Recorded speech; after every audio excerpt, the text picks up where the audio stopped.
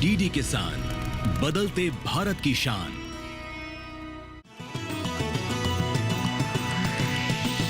DD किसान, बदलते भारत की शान।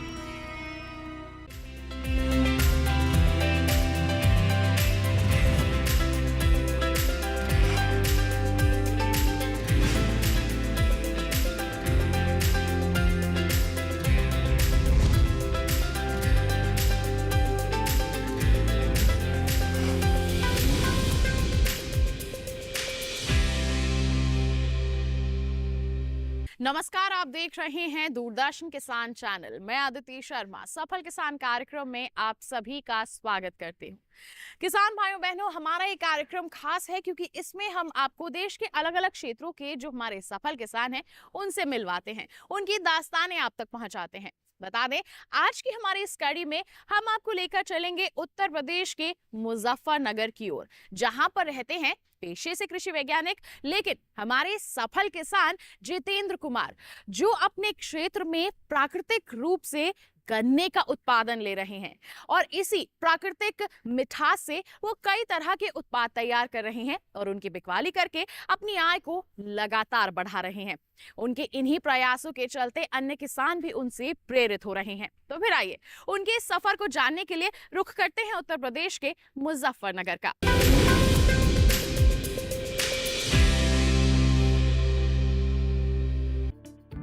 मुजफ्फरनगर दिल्ली से 135 किलोमीटर उत्तर पश्चिम और उत्तर प्रदेश की राजधानी लखनऊ से लगभग 560 किलोमीटर दूर है। मुजफ्फरनगर का महानगरीय शहर कृषि और संबद्ध गतिविधियों के साथ साथ एक औद्योगिक केंद्र भी है। गंगा और यमुना की सहायक नदी हिंडन के उपजाऊ मैदानों पर स्थित इस क्षेत्र की रणनीतिक स्थिति कृषि और संबद्ध गतिविधियों के लिए अनुकूल है।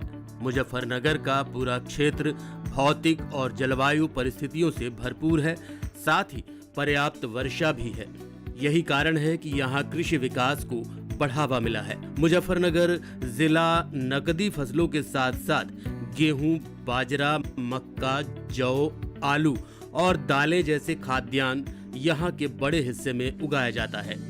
इसके अलावा इस क्षेत्र में विभिन्न प्रकार के फल और सब्जियां भी उगाई जाती हैं। मुजफ्फरनगर में निश्चित रूप से कृषि पर निर्भर गतिविधियों जैसे पशुपालन, डेयरी फार्मिंग और कृषि आधारित उत्पादों के निर्माण आदि में वृद्धि हुई है। समृद्ध प्राकृतिक वनस्पति की बदौलत मुजफ्फरनगर ने कृषि क्षेत्र में समृद्धि हासिल की है। अब जरा बात कर लेते हैं आज के सफल किसान डॉक्टर जितेंद्र कुमार आर्य की, जो कृषि विज्ञान केंद्र मेरठ में कार्यरत हैं। यहीं अपने 9 एकड़ पैतृक भूमि पर वो देसी गौ आधारित प्राकृतिक खेती कर रहे हैं। इन्होंने मुख्य रूप से 2016 में प्राकृतिक खेती करना शुरू किया था। डॉक्टर आर्य कहते हैं कि प्राकृतिक खेती की मूल पूंजी गाय है। अगर गाय है तो बेहद ही आसान तरीके से प्राकृतिक खेती की जा सकती है। प्राकृतिक खेती एक ऐसी पद्धति है जिसमें खर्च ना के बराबर होता है और मुनाफा अधिक होता है। प्राकृतिक खेती की मुख्य पूंजी क्या है, बता रहे हैं आज के सफल किसान। प्राकृतिक खेती एक ऐसी पद्धति है जिसमें फसलों पर किसी भी प्रकार का रासायनिक कीटनाशक उर्वरक का प्रयोग नहीं किया जाता। इसमें सिर्फ प्रकृति द्वारा निर्मित उर्वरक, पेड़ पौधों के पत्तों से बनी खाद, गोबर खाद एवं जैविक कीटनाशक का प्रयोग किया जाता है। ये एक प्रकार से विविध प्रकार की कृषि प्रणाली है जो फसलों, जीव जंतु एवं पेड़ पौधों को एकीकृत करके रखती है। प्राकृतिक खेती कृषि की प्राचीन पद्धति है। ये भूमि के प्राकृतिक स्वरूप को बनाए रखती है। प्राकृतिक खेती में रासायनिक उर्वरकों तथा कीटनाशकों का प्रयोग नहीं होता है, बल्कि प्रकृति में आसानी से उपलब्ध होने वाले प्राकृतिक तत्वों तथा जीवाणुओं के उपयोग से खेती की जाती है। ये पद्धति पर्यावरण के अनुकूल है तथा फसलों की लागत कम करने में कारगर है। खेती किसानी में गाय का बड़ा महत्व है। ऐसा इसलिए क्योंकि गाय का गोमूत्र एवं गोबर प्राकृतिक खेती में प्रयोग होता है। डॉक्टर आर्य का मानना है कि प्राकृतिक खेती का मूल आधार देसी गाय है और वो इसी के तहत प्राकृतिक खेती कर रहे हैं। सफल किसान जितेंद्र कुमार आर्य ने अपने घर में अलग से जैविक उत्पाद गृह बनाया हुआ है, जिसमें प्राकृतिक खेती में प्रयोग होने वाले जैविक उत्पाद का संग्रह करते हैं और इसी जैविक उत्पाद को वो अपने खेतों में प्रयोग कर अच्छा मुनाफा कमा रहे हैं। जैसा कि आप मेरे पीछे देख रहे हैं कि यहाँ पर जीवामृत के ड्रम रखे हुए हैं, तो मैं आपको ये बताना चाहता हूँ कि प्राकृतिक खेती का मूल आधार देसी गाय है। और देसी गाय इसलिए कि देसी गाय के गोबर गौमूत्र का जब एनालिसिस किया जाता है तो उसमें 300 से 500 करोड़ सूक्ष्म जीवाणु 1 ग्राम गोबर में पाए जाते हैं। इसलिए प्राकृतिक खेती का मूल आधार देसी गाय है। हमारे पास अभी वर्तमान में 2 देसी गाय हैं, एक साहिवाल नस्ल की है जिसको आप देखेंगे और एक थारपारकर नस्ल की है। ये दोनों गायें प्राकृतिक खेती के लिए बहुत ही अच्छी नस्ल की गायें हैं। डॉक्टर आर्य जैविक उत्पाद बनाने के लिए अलग अलग ड्रम का प्रयोग करते हैं और इस ड्रम में अलग अलग उत्पाद को संग्रहित करते हैं। तो आइए उन्हीं से जानते हैं कि जैविक उत्पाद बनाने की प्रक्रिया क्या है और इसमें क्या क्या इस्तेमाल लाया जाता है। सबसे पहले बात करते हैं जीवामृत की। ये आप देख रहे हैं मेरे पीछे जीवामृत के ड्रम रखे हुए हैं। तो जीवामृत बनाने के लिए हमें 5-6 चीज़ों की आवश्यकता होती है। देसी गाय का गोबर 10 किलो, देसी गाय का मूत्र 10 लीटर, गुड़ 1.5 से 2 किलो, बेसन 1.5 से 2 किलो, 500 ग्राम पुराने पेड़ के नीचे की मिट्टी और 180 लीटर पानी। इस सारी सामग्री को हम ड्रम में भर देते हैं और फिर सुबह शाम लकड़ी के डंडे से इसको घुमाते हैं घोलने के लिए, ताकि ये सारी सामग्री अच्छी प्रकार से घुल जाए और सूक्ष्म जीवाणुओं की गतिविधियाँ सही ढंग से होने लगे। पूरे ड्रम में यानी कि पानी में नीचे तक वायु का संचार ठीक प्रकार से होने लगे, इसलिए इसको हम घुमाते हैं। ये जो हमने जीवामृत इस तरह विधि से तैयार किया, ये सर्दियों में 5 दिन में, गर्मियों में 3 दिन में तैयार हो जाता है और इसको हम सर्दियों में अधिकतम 15 दिन तक, गर्मियों में अधिकतम 7 दिन तक स्टोर कर सकते हैं। फिर इसको हम सिंचाई के पानी के साथ खेत में इसका प्रयोग करते हैं। अगर किसान ज्यादा से ज्यादा प्राकृतिक खेती करे तो कम लागत तो लगेगी ही, पानी की भी अच्छी खासी बचत होगी। ऐसा इसलिए क्योंकि प्राकृतिक खेती करने से जमीन में पानी की सोखने की क्षमता बढ़ती है। अगर वर्षा कम भी हो तो भी लंबे समय तक खेतों में जल की उपलब्धता बनी रहती है। इसलिए किसानों के बीच प्राकृतिक खेती का प्रचलन लगातार बढ़ता जा रहा है, क्योंकि इस खेती में देश के किसानों को अधिक लाभ प्राप्त होता है। सही मायने में देखा जाए तो पर्यावरण की दृष्टि से भी प्राकृतिक खेती करना काफी लाभदायक है। जैसा कि हमने बताया, इसमें किसी भी तरह के रसायन का इस्तेमाल नहीं किया जाता है। प्राकृतिक खेती में सबसे अधिक बायोमास, माल्चिंग, गाय के गोबर एवं गोमूत्र के इस्तेमाल पर अधिक जोर दिया जाता है। प्राकृतिक खेती करने से भूमि के जलस्तर में वृद्धि होती है, साथ ही साथ इसमें मिट्टी, खाद्य पदार्थ और जमीन में पानी के माध्यम से होने वाले प्रदूषण में भी कमी आती है।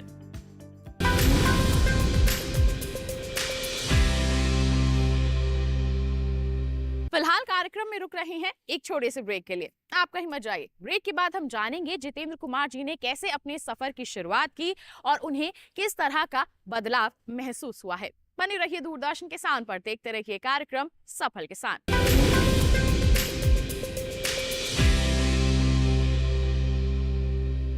अच्छी चीजों में समय लगता है, खूबसूरती निखारने में वक्त लगता है। ब्यूटीफुल डिजाइन्स टेक टाइम, लेकिन केवाईसी अपडेट मिनटों में। केवाईसी अपडेट अब आप घर बैठे बैठे भी कर सकते हैं। Registered email, registered mobile number, online banking से, आधार, ओटीपी बेस्ड ई-केवाईसी से या फिर वीडियो केवाईसी से।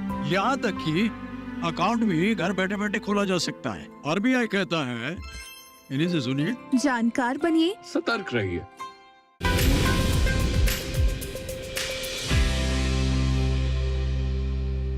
ब्रेक के बाद दूरदर्शन किसान के कार्यक्रम सफल किसान में आप सभी का फिर से स्वागत। आइए रुख करते हैं हमारे सफल किसान जितेंद्र कुमार जी का। उनसे जानते हैं कि उनके सफर की शुरुआत कब और कैसे हुई और किस तरह का बदलाव उन्होंने अभी तक के सफर में महसूस किया है।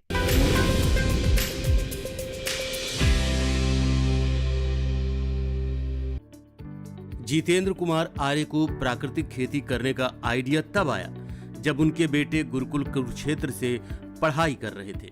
पढ़ाई के दौरान उन्होंने वहां हो रहे प्राकृतिक खेती के महत्व को समझा और वापस लौटने के बाद अपने पिता से राय मशवरा लेकर प्राकृतिक खेती की शुरुआत की। उन्होंने शुरुआती दौर में छोटे स्तर से खेती की शुरुआत की, लेकिन धीरे धीरे उनकी रुचि बढ़ती गई और वो 8 एकड़ में खेती करने लगे। डॉक्टर आर्य ने प्राकृतिक खेती में गन्ने की खेती को सबसे ज्यादा तवज्जो दी और गन्ने की खेती भी करने लगे। गन्ने की खेती करने के साथ साथ उन्होंने सोचा कि क्यों ना इनके उत्पाद भी बनाए जाएं और इसकी मार्केटिंग भी खुद ही करें। इस तरह से उन्होंने इस काम में सफलता पाई और गन्ने की खेती के लिए इन्हें गन्ना विभाग द्वारा पुरस्कृत भी किया गया है। इस प्राकृतिक खेती की शुरुआत कहाँ से हुई ये थोड़ा सा बताना चाहूँगा। मेरा बेटा गुरुकुल कुरुक्षेत्र में पढ़ता था। वहाँ पर उसने देखा और वो वहाँ से प्रेरित हुआ और उसने फिर वहाँ से पास आउट करने के बाद घर पे आके प्राकृतिक खेती करना प्रारंभ किया और लगभग हम लोगों को 8 साल प्राकृतिक खेती करते हुए हो गए हैं। गन्ना विभाग ने प्रथम पुरस्कार प्रदेश में मेरे बेटे देवेश आर्य को दिया है और जिला स्तर पर और विश्वविद्यालय स्तर पर भी 2 बार पुरस्कृत किया जा चुका है। इस तरह के कई अवार्ड हमारे पास हैं प्राकृतिक खेती के लिए। जैसे कि हमारी मुख्य फसल गन्ना है, तो गन्ने को तैयार करने के बाद हम उसको प्रोसेसिंग करते हैं और उसकी मार्केटिंग और ब्रांडिंग करते हैं। भारत में गन्ने की खेती बड़े पैमाने पर की जाती है। गन्ना उत्पादन के मामले में उत्तर प्रदेश सबसे आगे है। यहाँ की मुख्य फसल गन्ना है। गन्ने में सहफसली का बड़ा ही महत्व है। सहफसली खेती में एक ही खेत में 2 फसलें उगाने की तकनीक है। मुख्य फसल की 2 कतारों के बीच में जल्दी पकने और बढ़ने वाली धनी फसलें बोई जा सकती हैं। रबी के मौसम में मुख्य फसलों के साथ साथ सह फसलों को लेने से किसानों को उनकी जमीन में न केवल कुल उत्पादन बढ़ाने में सहायता मिलती है, बल्कि प्रतिकूल परिस्थितियों में नुकसान कम होने की संभावनाएं बढ़ जाती हैं। इससे अलग अलग खेती में लगने वाली लागत भी कम आती है और मुनाफा भी ज्यादा मिलता है। देखा जाए तो एक तरह से सहफसली खेती का ज्यादा से ज्यादा इस्तेमाल करना सोने पे सुहागा जैसा काम साबित होता है। आज हम इस समय आपको गन्ने की प्राकृतिक खेती के बारे में अवगत कराएंगे। जैसा कि आप देख रहे हैं, ये हमारा 8 एकड़ का फार्म है और हमारी मुख्य फसल गन्ना है। और गन्ने में भी हम लगभग 30 से 40% क्षेत्रफल असोजी गन्ने का रखते हैं, ताकि शरदकालीन मौसम में, रबी मौसम में हम गन्ने के साथ सहफसली आसानी से कर सकें। इसके बीच में सहफसली के रूप में सरसों की फसल ली गई है, जिसकी प्रजाति थी RH 725। गन्ने की खेती अगर कृषि विभाग से परामर्श लेकर सही तरीके से की जाए तो फायदे का सौदा साबित हो सकती है। गन्ने की खेती में बहुत सारी बातों का ध्यान रखना होता है कि कौन सी विधि से गन्ने की खेती की जाए जिससे उपज बढ़िया और फायदा ज्यादा हो। अगर बात करें विधि की, तो ट्रेंच विधि बेहद उपयोगी मानी जाती है। ट्रेंच विधि से गन्ना की खेती करने के लिए 2 आंख वाले गन्ने के टुकड़ों को क्यारी विधि से उगाया जाता है, जिसके तहत प्रति मीटर क्षेत्र में 10 गन्ने लगाए जा सकते हैं। बुआई के बाद से इस फसल की देखभाल और प्रबंधन कार्यों में सावधानियां बरतनी होती हैं, जिसके बाद गन्ने की आंखें ठीक तरीके से उगने लगती हैं। इसके लिए खाद पानी के अलावा कीट रोग नियंत्रण से जुड़े कामों की निगरानी और रोकथाम की खास जरूरत होती है। गन्ने की प्राकृतिक खेती करें तो कैसे करें? शुरुआत खेत की तैयारी करने के बाद इसमें ट्रेंच विधि से कूड़ निकाल देते हैं और कूड़ में 400 kg पर एकड़ घन जीवामृत का प्रयोग करते हैं। उसके बाद टुकड़ों की प्लांटिंग कर देते हैं। टुकड़ों को खूंड में डाल देते हैं और फिर उनके ऊपर हल्की सी मिट्टी ढक देते हैं। उसके बाद हम पानी से सिंचाई करते हैं और सिंचाई के पानी के साथ 200 से 400 लीटर प्रति एकड़ जीवामृत का प्रयोग करते हैं। इस प्रकार हम अच्छे ढंग से बुआई करके गन्ने की पैदावार आगे ले सकते हैं। फिर फरवरी मार्च से शुरू करते हैं हम इसमें स्प्रे जीवामृत का पहला स्प्रे हम करते हैं, जिसमें 100 लीटर पानी लेते हैं और 5 लीटर इसमें जीवामृत लेते हैं। ये पहला छिड़काव हम करते हैं फरवरी एंड में। फिर पहले छिड़काव के 21 दिन बाद दूसरा स्प्रे करते हैं, जिसमें पानी लेते हैं 150 लीटर और जीवामृत लेते हैं 15 लीटर। तीसरा स्प्रे करते हैं दूसरे स्प्रे के 21 दिन बाद, उसमें पानी लेते हैं 200 लीटर और जीवामृत लेते हैं 20 लीटर। चौथा स्प्रे करते हैं हम खट्टी छाछ का। खट्टी छाछ का स्प्रे करने से हमारे जो गन्ने में आने वाले रोग हैं, जो फफूंदी जनित रोग हैं, वो अच्छे ढंग से नियंत्रित हो जाते हैं। अगर हैं तो नियंत्रित हो जाते हैं और नहीं है तो फिर आगे रोग आने की संभावना न के बराबर हो जाती है। 100 लीटर पानी में 3 लीटर खट्टी छाछ का हम घोल बनाकर स्प्रे करते हैं। यदि कीटनाशक बोरर वगैरह का अटैक होता है तो फिर हम अग्नि अस्त्र का निर्माण करते हैं, और यदि रस चूसने वाले कीड़ों का प्रकोप होता है तो हम इसमें नीमास्त्र का प्रयोग करते हैं। इस प्रकार हम प्राकृतिक खेती में कम लागत में गन्ने की अच्छी पैदावार प्राप्त कर सकते हैं। कृषि विशेषज्ञों की माने तो साधारण विधि के मुकाबले ट्रेंच विधि से गन्ने की फसल को लगाने में लागत कम और उत्पादन काफी हद तक बढ़ जाता है। इस विधि से खेती करने पर खरपतवारों और जल भराव की समस्या भी नहीं रहती है। रिसर्च में पाया गया कि ट्रेंच विधि से उगाए गए गन्ने की रस में मिठास भी ज्यादा होती है। इस विधि में समय समय पर खाद पानी का भी खासा ख्याल रखना होता है, तब जाकर गन्ने की फसल बेहतरीन होती है।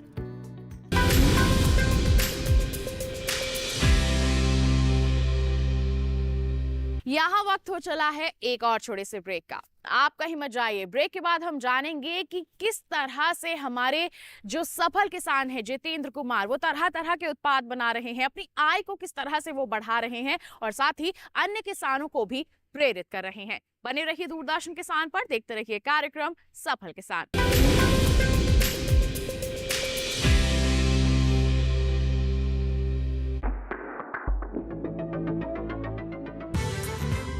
पाचन की परेशानी और पेट दर्द, गॉल ब्लैडर की पथरी इतनी मुश्किल से क्यों पकड़ आती है?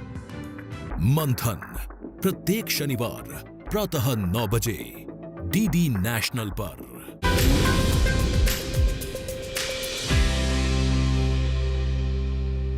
ब्रेक के बाद दूरदर्शन किसान के कार्यक्रम सफल किसान में आप सभी का फिर से स्वागत। किसान भाइयों बहनों, आइए रुख करते हैं हमारे सफल किसान जितेंद्र कुमार जी का। उनसे जानते हैं कि किस तरह से वो अन्य किसानों को प्रेरित कर रहे हैं अपनी आय को कई गुना तक बढ़ाने के लिए।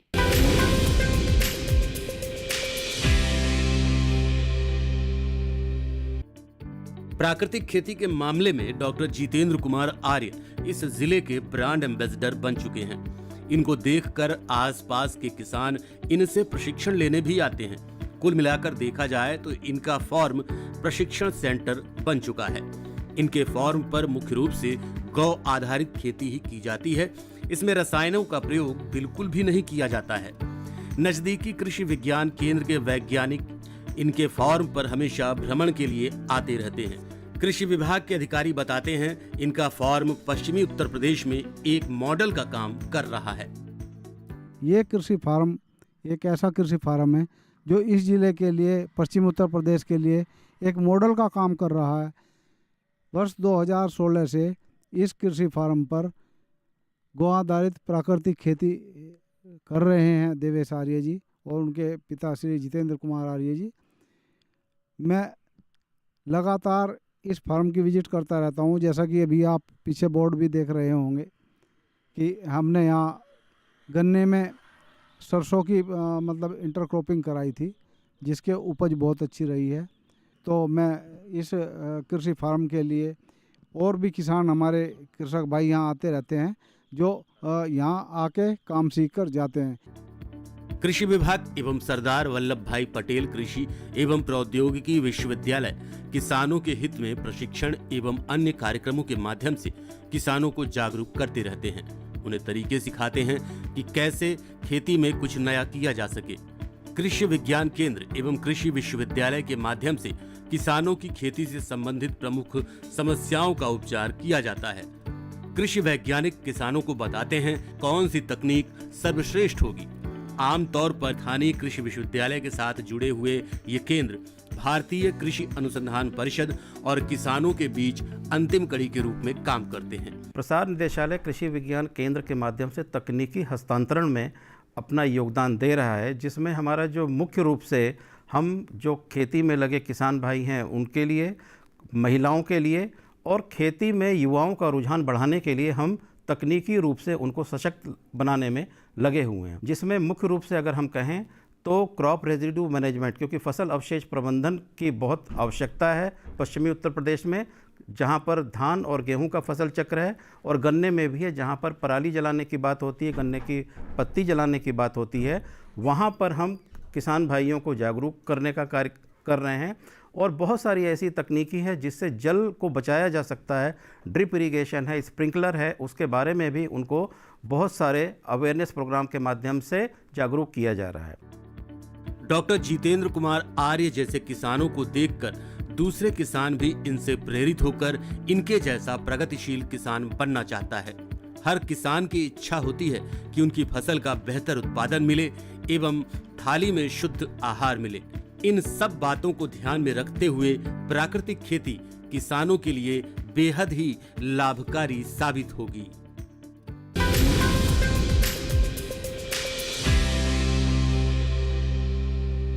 तो ये था हमारा आज का कार्यक्रम सफल किसान, जिसमें हमने मुजफ्फरनगर के सफल किसान और पेशे से कृषि वैज्ञानिक जितेंद्र कुमार जी से मुलाकात की, उनकी प्राकृतिक खेती के बारे में जाना, गन्ने से तैयार उत्पादों के बारे में जाना। उम्मीद करते हैं कि आप इनकी कामयाबी को देखकर इनसे जरूर प्रेरित हुए होंगे। आपको साथ ही बता दें कि अगर ऐसी ही कोई अनोखी दास्तान आपके पास भी है और आप हम तक पहुंचाना चाहते हैं तो आप हमें इसके लिए ईमेल कर सकते हैं। ईमेल आईडी है safalkisandd@gmail.com, या फिर आप हमें पत्र भी लिख सकते हैं। पता है हमारा सफल किसान, कमरा नंबर 77, CPC दूरदर्शन, खेलगांव, नई दिल्ली 110049। इसी वादे के साथ किसान भाइयों बहनों, अगले अंक में भी एक ऐसी ही अनोखी दास्तान लेकर हम फिर होंगे हाजिर। तब तक के लिए हमें दीजिए इजाजत, लेकिन आप बने रहिए दूरदर्शन किसान पर। नमस्कार।